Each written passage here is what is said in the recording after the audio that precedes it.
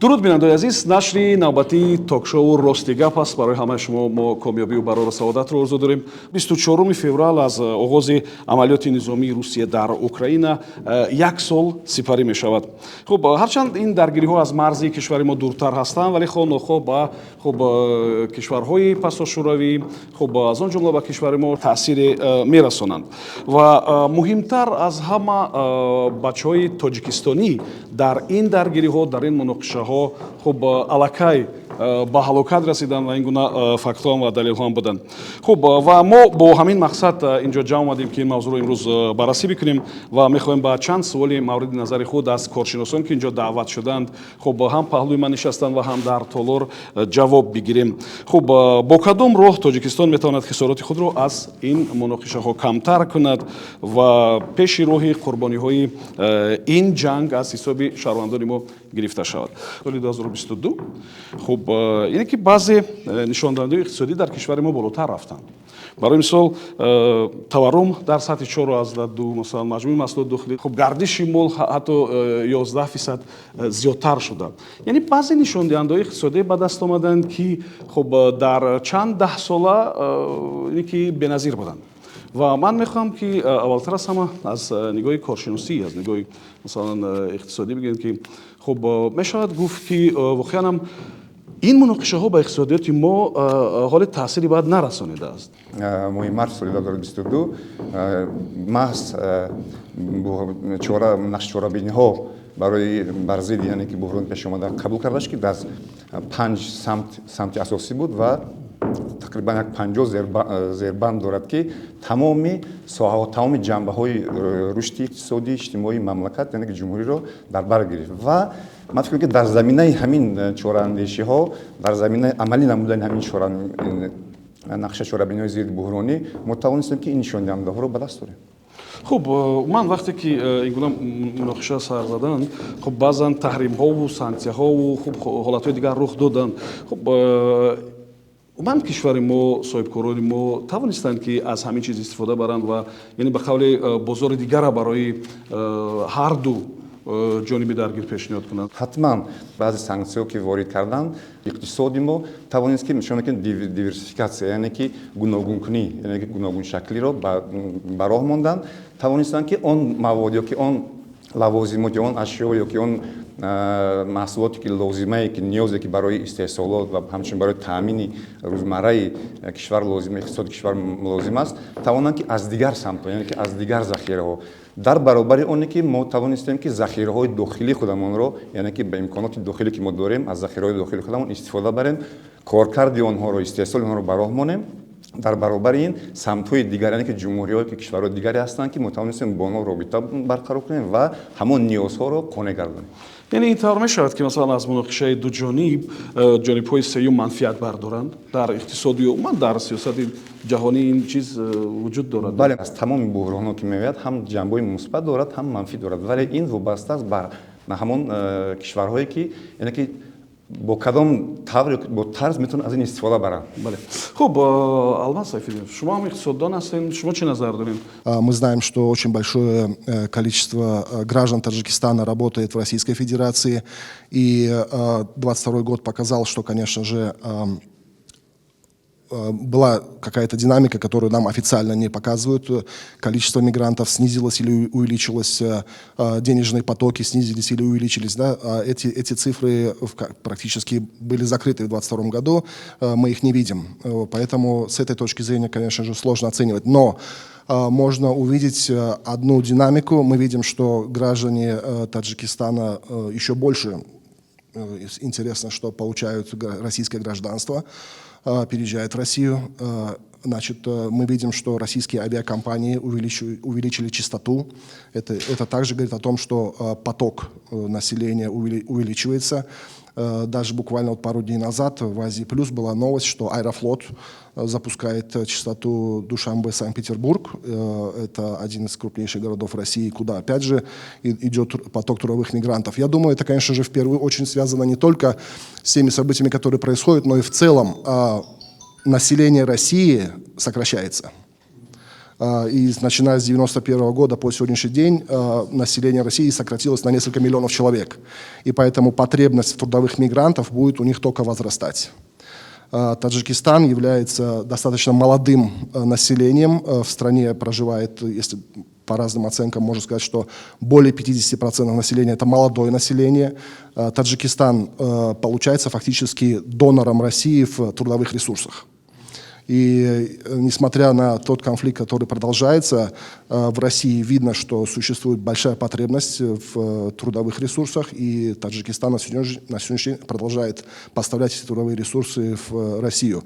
Однако большой вопрос, каким образом мы не видели пока, как санкции западных стран повлияли на экономику России, разные есть оценки, точки зрения, однако 2023 год будет показательным с точки зрения того, будут ли сокращаться рабочие места для трудовых мигрантов. И в этом, конечно же, самый большой риск для Таджикистана, потому что Таджикистан, как мы знаем, занимает, наверное, в мире одну из лидирующих строчек по количеству трудовых мигрантов и объему денежных переводов, которые переводятся из Российской Федерации, в частности, в Таджикистан.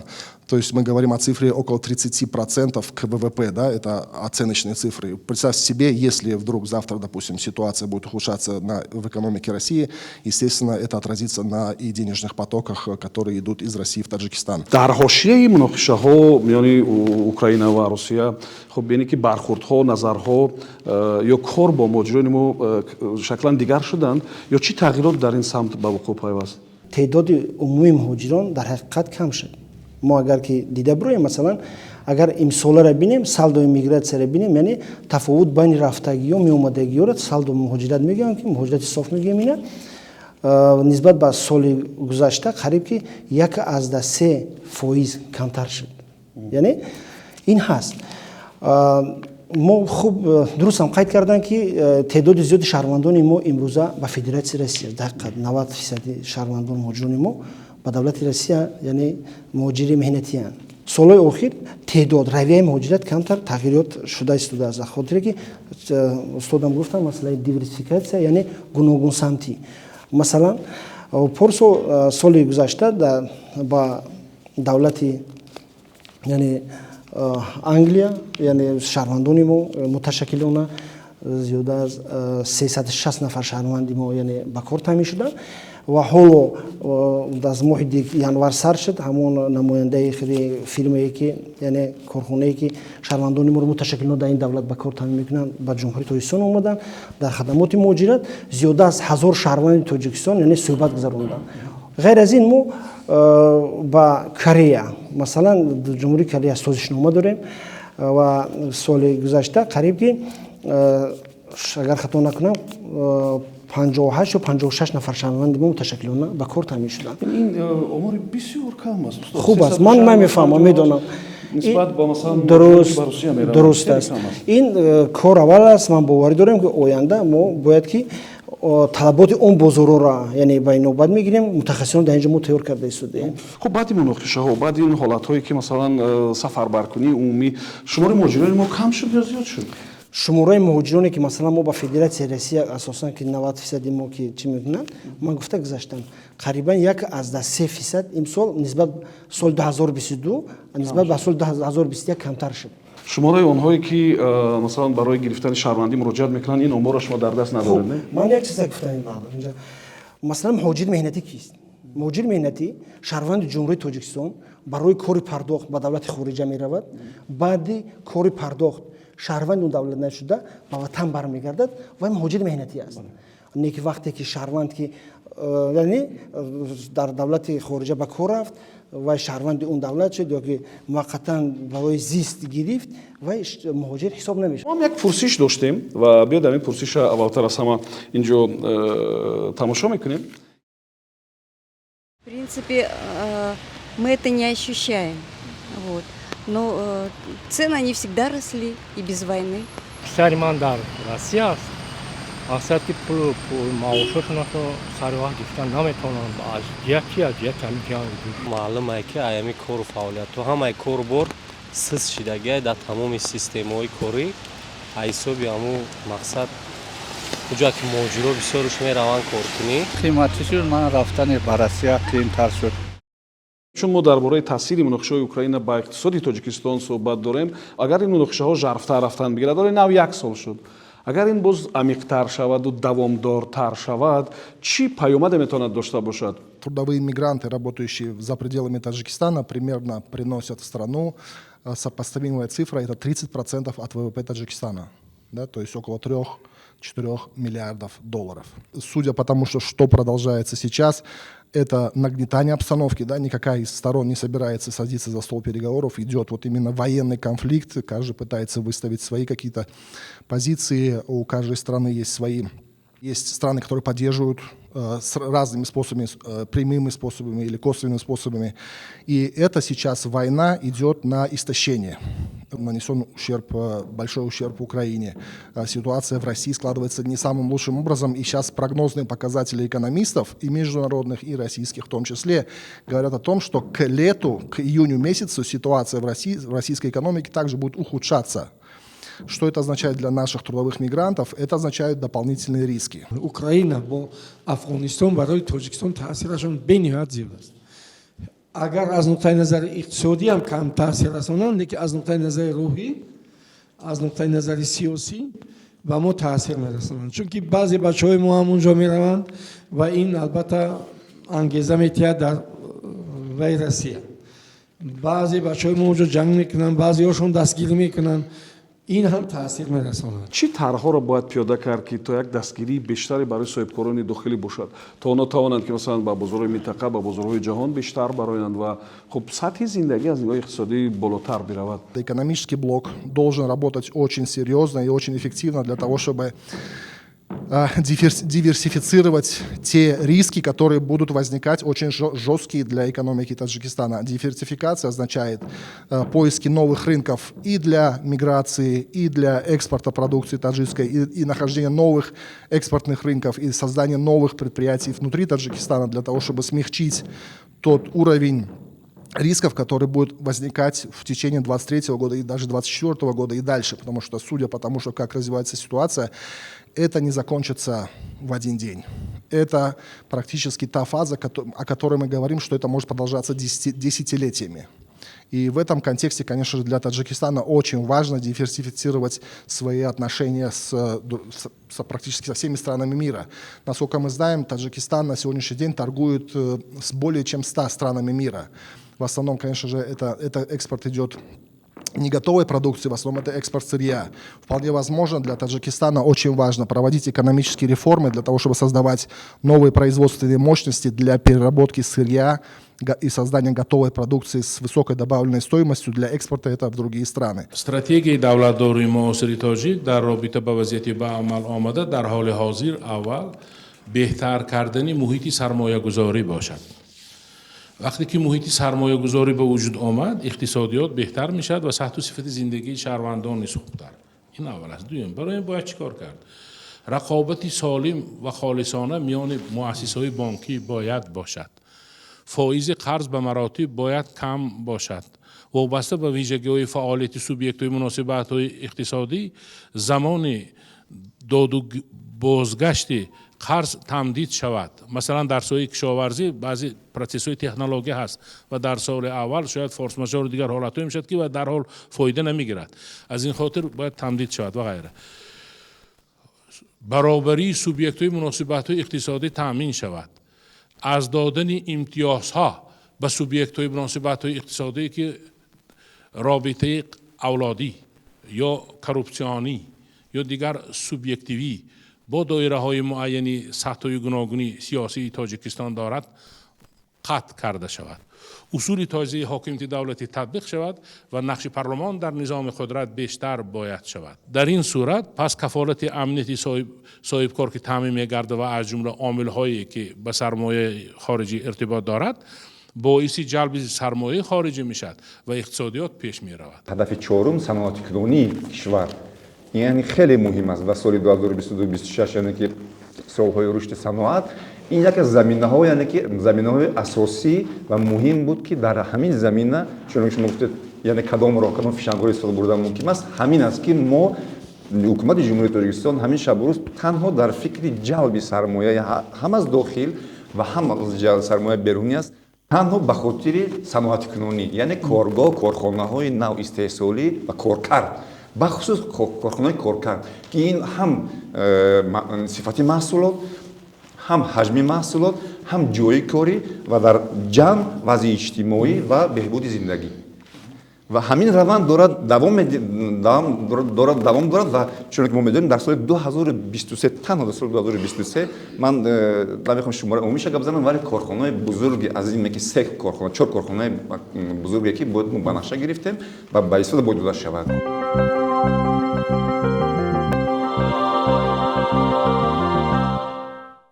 ин қисмати дуюми токшоуи Рости гап аст ва бояд гуфт ки мо дар 2 рӯз ва бо 2 қисм ин барномаро тақсим кардем. хуб, агар ба паҳлӯи дигари ман ин мавзӯъ назар кунем, ин воқеан ҳам ҷиҳати ҳуқуқӣ ҷалби муҳоҷирон, ҷалби маҳбусон ба ин муноқишаҳо дар Украина ва Русия аст, ки ин масъалаи бисёр мубрам аст, масъалаи бисёр ҷиддӣ аст ва ман чун хукшиносонам дар маҳфили мо ки ҳастам, мехоҳам аз нуқтаи назари ҳуқуқӣ шумо андешотона бигӯед, ки воқеан ҳам кишвари мо идораҳои зиддахле ки мо дорем воқеан ҳам вобаста ба ҳамин мавзӯъ, яъне сафарбар кардани муҳоҷирон ва маҳбусон чӣ мавқеъ ва позитсия бояд дошта бошанд? вақте ки мобилизатсия дар Русия сар шуда буд, аллакай ҷумҳурии Тоҷикистон мавқеи худро дар ин бора гуфтанд. Шаҳрвандони Тоҷикистон бояд аз ҷанг дар Украина ва дар қушунаҳои Федератсияи Русия худдорӣ намояд, чунки дар ҷумҳурии Тоҷикистон барои ин ҷиноят аст ва ҷазо пешбинӣ шудааст. Алла муҳлат надорад, яъне ки агар 10 сол гузарад, 20 сол гузарад, ҳамун шаҳрванд ба ҷумҳурии Тоҷикистон биёяд, вазъи сиёсӣ мумкин дигар шавад, ӯро бояд ба ҷавобгарии ҷиноӣ кашанд. намояндагии вазорати меҳнат мувоҷиҳ ба шуғли аҳолии ҷумҳурии Тоҷикистон ва Федератсияи Россия дар ҳамкорӣ бо сафорати ҷумҳурии Тоҷикистон масъалаи ки масалан ба тамоми шаҳрвандони мо ки масалан дар мухолисое ки рӯзаи охире ки рӯ додааст бояд ки дохалот накунанд, яъне вориди ба ин артишон нашаванд, яъне корҳои фаҳмондагӣ гузаронида истодаанд, на дар Федератсияи Россия, дар худи ҷумҳурии Тоҷикистон, масалан хадамоти муҳоҷират ки вазорати меҳнат дар тамоми ноҳияҳо, он муҳоҷироне ки пеш аз сафар мераванд, мисол ҳатман ки вақте муроҷиат мекунанд ба ҳар яки ваё, яъне фаҳмонда мешавад ки ино бояд дар асоси кадом масалан қонунӣ амал кунанд, кор кунанд ва баъди пардохти кор ба ватаншон баргарданд. мо ба хонаи як нафаре рафтем ки ҷасади ӯро аз ин майдони муҳорибаҳо оварданд дар ноҳияи Рӯдакӣ ва ман шуморо даъват мекунам барои тамошои чанд лаҳза аз ин гузориш ва баъдтар атрофи ин суҳбатро идома медиҳем. деҳаи Маъдад ноҳияи Рӯдакӣ қарор дорем ва дар пасманзари ин навор шумо хонаеро мебинед ки воқеан аъзо доранд ва фарзанди 39-солаи онҳо хуб бо номи Мақсад дар ин амалиёти низомӣ ба қавле хуб кушта шуда. Мақсад Қурбонов дар яке аз маҳбасхонаҳои шаҳри Архангельски, Русия адои ҷазо мекард. Ба қавли наздиконаш ӯ аллакай 8 соли ҳукмро паси сар карда буд ва барои озодиаш ками дигар монда буд. Охирин бор ӯ бо падараш 3 моҳ қабл телефонӣ суҳбат кардааст. охири моҳи октябр ба ҳам суҳбат шудем. Баъд ҳама хел писарҷон гуфт ки дадаҷон моро барои сохтмонҳои Мариупол маҷбурӣ бурда истодаанд. Агар мо он тараф рафтиму алоқа нашуд, шумо хавотир нашавед. охирон суҳбати мо ҳамин буд. 4 феврал ба наздикон ба алоқа мебароянд ва хабари нохуш мерасонанд. Писари шумо дар муҳорибаҳо дар шаҳри Бахмути Украина ҳалок шуд. Ба воситаи телефон ҳам гап шудем, гуфтам ки ба забони русӣ к сожалению ваш сын погиб. Вы будете хранить его здесь или у себя. Мы гуфтем хаба до худа мы гуфтем. Вот гуфтам ки это в наши обязанности входит. Мы все сами оформим, сами отправим. Вы только ждите в ближайший рейс. ба қавли наздикон марҳум якчанд захм дар гардан ва рӯй дошт. эҳтимолан аз пораҳои партоба ё худ снарядҳо буд. Мақсад дар зодгоҳаш ба хок супорида шуд. аз ӯ 4 фарзанд ятим монд. деҳаи мадад дар ҳудуди ҷамоати чоргултепа ҷойгир аст ки охирин 40 000 аҳолӣ дорад. даврони шӯравӣ ин деҳа мис ё худ машина испитательная станция ном дошт, ҳамноми корхонае ки он ҷо фаъолият мекард. он корхонаи муҳим барои техникаи кишоварзӣ ҳисоб мешуд. аҳолии гирду атроф дар ин корхона ва ҳамчунин бевосита дар соҳаи кишоварзӣ машғул буданд. ҳоло низ аҳолии ҷамоат деҳқонӣ мекунанду молу чорво мепарваранд. дигар кору корхонаҳои бузурги шаҳрсоз вуҷуд надорад. аксарият мардону ҷавонон дар муҳоҷирати меҳнатиянд. дар кӯчаҳо зиёд занону кӯдакон ва пиронсолонро мушоҳида мекунем. ҳар як хона ҳамин маҳаллимон ҳам дастрасӣ ҳаст кор росте ки бугӯем ҳар як ҳамин хона ҳастан россия меран кор мекунанд. соли 2014 гуфтен рафтен россия майб шидем хел дига нарафтем. бачае ки дар россия ҳастан ақшдоки шумо зиёдан бисёран писаротан. баъд шумо уро огоҳ мекунед ака ки масалан нарен их корода қуш нашен ҳамин гапҳоро мегӯед шумо? албатта якун сухана бо бачаҳо базан мегӯянд ки гражданство метавон шумо чӣ кор шуд? бада гражданство дар кор нест шумо вол бошама чӣ да кунед ина пули вай метия волшо чӣ да кунед чӣ ҷой бер меқапем вале моз бачае ки масалан аз мисли шумо нарафтан аз соли 2014 чӣ кор қати машғуланд ба дар қишлоқ қишлоқ аст бекора аксарият мол мисол мол бонӣ мекунанд мисол кори устогӣ чӣ кор мекунем устогӣ устои чӣ шпакилёвка абоё шумо чӣ кор қати умуман машғулен акаҷон? ман хона даём ба айхел умуман чӣ кору қати чӣ кор мекунем барои ҳаёт мисол барои зиндагӣ пеш рафтан? барои зиндагӣ пеш рафтан заминда кор мекунам мол мекунам корои деҳқонӣ. вале ҳастанд шахсоне ки русияро ҳатто надиданд ва нону намакро ин ҷо меёбанд. онҳо ба он боваранд ки касе хоҳад пул ёбад роҳашро дар ватан низ ёфта метавонад. россияда оилаи мо нест як бачам кенҷигӣ дорам отароам устода ки ман гуфтам бачам ҳоло ҳеҷ ҷо намери хона дай дигирош ҳамаҷи кор мекунам. чӣ ба намемонен бачатон ё набиратон? бачама бачатон чӣ ба намемонен?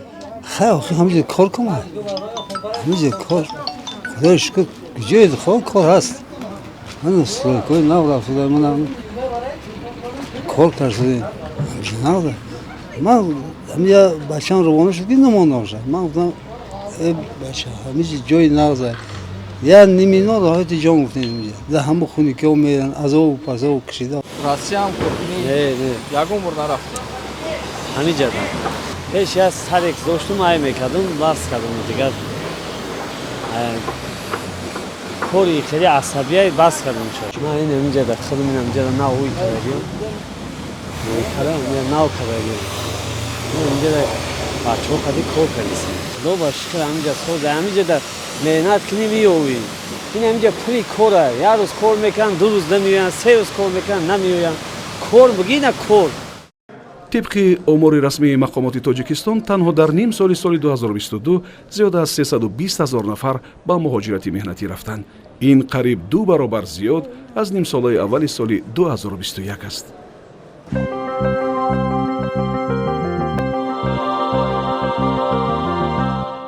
шумо шунидем ки падари нафаре ки дар ҷангу ба ҳалокат расидааст гуфт ки фарзандаш ба ӯ занг зад ва ба ӯ гуфтанд ки шуморо ба сохтмонҳои Мариуполь мебаранд ва бурданд ба майдонҳои ҷанг.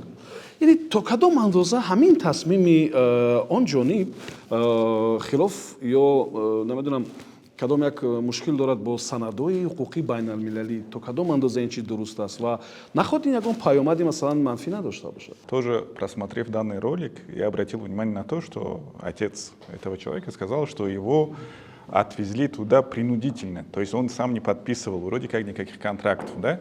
Но, к сожалению, у нас фактов этого нет. Скорее всего, и заявлений в каких-то органов нет. Если бы его отец или он сам через какого-то своего представителя обратился бы в какие-то ведомства, да, допустим, в посольство наше, которое находится в России, консульство или в другие международные организации, тогда можно было бы это все расследовать. Конечно, это все незаконно абсолютно. Другой момент, что мне показался немножко странным, то, что из открытых источников, то, что мы знаем, это то, что вербуют в основном в частную организацию, так называемую ЧВК «Вагнер». ЧВК «Вагнер» не занимается строительством. ЧВК «Вагнер» в основном вот как раз там, где он погиб, под Бахмутом, как раз они ведут боевые действия. Причем они идут в авангарде, они идут вперед, впереди всех солдат российских и все остальное. И в Бахмуте огромное количество погибших с двух сторон, потому что они постоянно идут в наступательные действия и под артиллерийский огонь. Соответственно, этот человек, скорее всего, не был отправлен в Мариуполь, который находится далеко от Бахмута, а был отправлен непосредственно в составе ЧВК «Вагнер» на убой, скажем, да, грубо говоря, потому что большое количество наемников этого ЧВК «Вагнера» погибает. Поэтому я считаю, что вот такие случаи необходимо расследовать. Наши органы, ведомства совместно со своими коллегами российскими и другими, тогда уже можно будет какую-то дать оценку для того, что каким образом наши граждане попадают в эти моменты, да, в боевые действия и гибнут как раз таки. А позиция наших органов на сегодняшний день такая, что к нам не было заявлений, никто не обращался, соответственно, те, которые туда едут, подписывают сами контракт и едут. Поэтому надо расследовать эти моменты. Принцип презумпции. риояи усули бегуноҳӣ мегӯянд. Аз ина ба асос гирем, ҳеҷ кас ҳақ надорад ки гуфтаи падар ки бар таъкид зимни суҳбати ахироне ки тариқи телефон با فرزندش انجام داد شبهه کند. نفری که در مؤسسه ادای جزا قرار دارد وضع حقوقش چخیل بود. گراجدانسکه پراو استاتوس. شهروندی اگر تاجیکستان بود ضمن صادر کردن جنایت و در مؤسسه ادای جزا و با در نظر داشت حالتهای سبک کننده و وزن کننده قرار دارد، اما باید بیهوده نگفت که 8 سالش به انجام رسید. با اصولان دستورش اسبابجین که چیزا هست. اون که شهروندی تاجیکستان اونجا بود در مؤسسه ادای جزا، من نمیدونم انگیزه های اونجا رفتنش.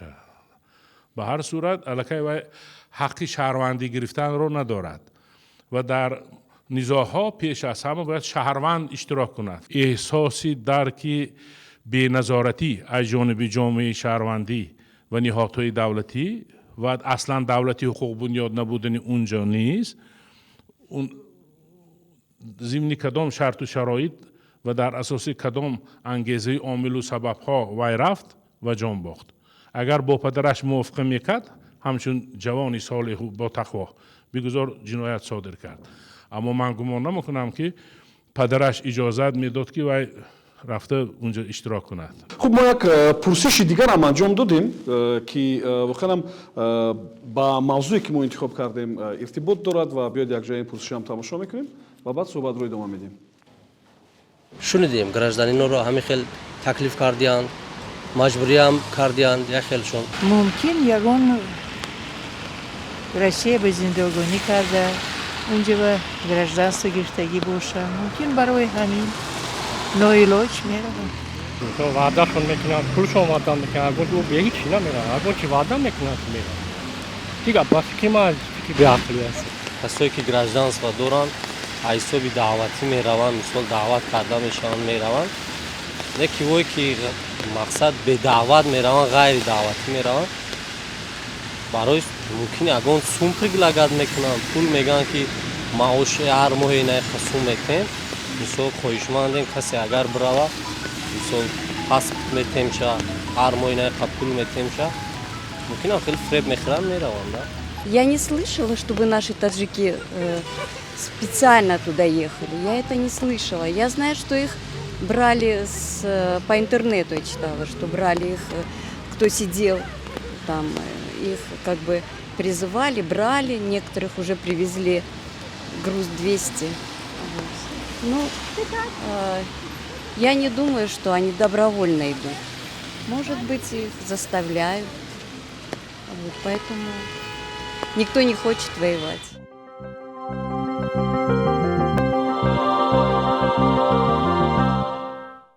من میخواستم استاد شما هم با صحبت ما همراه شوین. چرا بچهای ما مثلا با نظر داشتین که اطلاع زیاد دارند، با نظر داشتین که طور دیروز گفتن سفارتخانه و باز نهادهای دیگر با آنها کار میکنند، در خود فرودگاه با آنها مثلا میفهمونند که این واقعا هم غیر قانونی است. чаро бо назардошти ҳама ин бозам ба ин муҳорибаҳо ҷалб мешаванд? Беш аз 10 ҷасад шояд ки аз бачаҳои мо аз ин муҳорибаҳо ба Тоҷикистон овардан, агар ба хабарҳое ки дар интернет аст. Чӣ кор мо бояд кунем устод? Мавқеи мо бояд чӣ гуна бошад? Бо кадом роҳ мо метавонем ки бачаҳоро ки хеле ҷавон ҳастанд аз ин чиз нигаҳ дорем? сабаби дар он ҷо ҷалб шудан он аст ки баъзеҳошон дар худи Украина масалан зиндагӣ мекунанд. ҳастанд ин хелиҳо. Онҳое буданд ки ҳатто чойхона карда ба мардуми Украина, на ба ҷанговарон албатта, кӯмак расонда буданд, мисли ки қазоқҳо баъд карданд. Дигараш он ки онҳо дар дасти ҳамун военкоматҳое ки нақша доранд, план доранд, онҳо меғалтанд, медонанд онҳоро ба сабаби муҳоҷир буданашон дар куҷо зиндагӣ мекунанд. Мо ба ғайр аз фаҳмондан дигар механизми дигар надорем ки ба он одамҳое ки дар Россия ҳастанд ягон кори дигарро анҷом диҳем. Чунки баъзе шаҳрванд ҳастанд, вале хонашон инҷо ҳаст, онҷо кушта мешаванд, шаҳрванди Россия, лекин баъд мурдашон инҷо оварда мешавад. ва ғайра ҳоказа, ҳамин хеле омилҳо ҳастанд. Акун мо чӣ кор кунем? Ҳамин ягона механизме ки мо метавонем қонунӣ дорем ки онҳо агар иштирок кунанд дар ҷангҳои дигар кишварҳо ҳатман ба ҷазо гирифтор карда мешаванд. Дирӯз мутахассис аллакай дар ин мавзӯъ гуфта буд ва ҳоҷат ба гуфтани он нест дигар. Ҳамин хел ба назари ман. Хелам Наврӯз, уман ине ки ду самт ҳам масалан агар унҷо ҷалб шаванд, шаҳрванди он кишвар бошанд, унҷо бояд ҳатман бираванд ва инҷо албатта агар биёянд муҷозот мешаванд. Наход роҳи масалан аз нигоҳи ҳуқуқӣ бо роҳи қабулӣ намедонам кадом як санадҳои ҳуқуқии дигар ҳамин чиро ҳал кардан имкон надошта бошад. Уман имкон дорад ҳамин чиро масалан ҳал кард? Если человек имеет двойное гражданство, гражданин Таджикистана и гражданин России, на территории Таджикистана у него все права и обязанности гражданина Таджикистана, точно так же на территории России. И неважно, какой из гражданства он первый получил, да, скажем, и какой нации он является.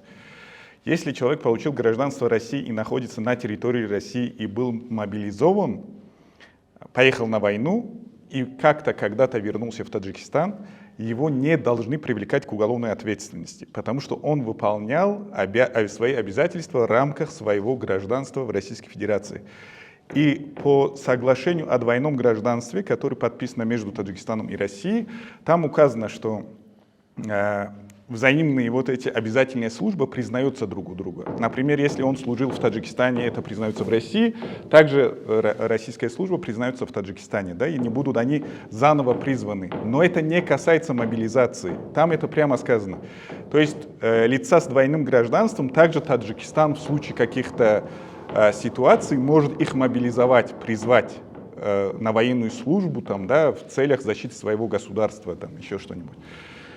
Поэтому вот именно этих лиц нельзя будет привлечь к уголовной ответственности. А наших граждан, не имеющих гражданства Российской Федерации, которые по каким-то причинам попадают на войну, их уже можно будет привлечь к уголовной ответственности. мо як навори дигар дорем ки мехоҳем онро бароятон пешниҳод кунем. Ин аз ҳамон коршинос Валентина Чупик аст ва баъзе роҳҳову баъзе вариантҳоро инҷо баррасӣ мекунем. Год назад действительно вербовали людей, обещая им российское гражданство. Говорили, что прослужите 3 месяца по контракту в российской армии и получите гражданство РФ. Потом где-то в июле говорили, что прослужите 6 месяцев и получите вид на жительство. После этого как таковые обещания прекратились. Сейчас в основном говорят, что вы не получите российское гражданство, если вы не пишете этот контракт. Говорят, что мы вас депортируем, если вы не получите этот контракт. Часто угрожают фальсификацией уголовных дел. Было много случаев, когда обещали, что подкинут наркотики. Был один случай, когда сказали, что мы сейчас найдем ребенка. У нас есть такой специальный ребенок, который даст показания, что ты к нему домогался. И сядешь ты на 12 лет за насильственные действия сексуального характера в отношении несовершеннолетнего. Был кейс, когда говорили, что, там было несколько задержанных, 3, по-моему, граждан, 2 из них были знакомы, 1 совершенно незнакомый, им говорили, что мы вас посадим за грабеж. Самый, вероятно, успешный метод, просто он трудно выявляемый, это обман в миграционном центре Сахарова. Людям дают на подпись на несколько секунд, буквально они за секунды должны успеть подписать огромную пачку документов. И в этой пачке вкладывают лист с контрактом. Были у меня 4 мальчиков с Таджикистана, которые вечером после работы зашли в магазин «Пятерочка» еды себе купить. Их на пороге задержали 2 полицейских, доставили их в участковый пункт, требовали, чтобы они подписали контракты, они отказались подписывать их. Вот так вот сковали наручниками и повесили к решетке в таком виде. И с 8 вечера до половины 9 утра они вот в таком состоянии провисели, потом подписали.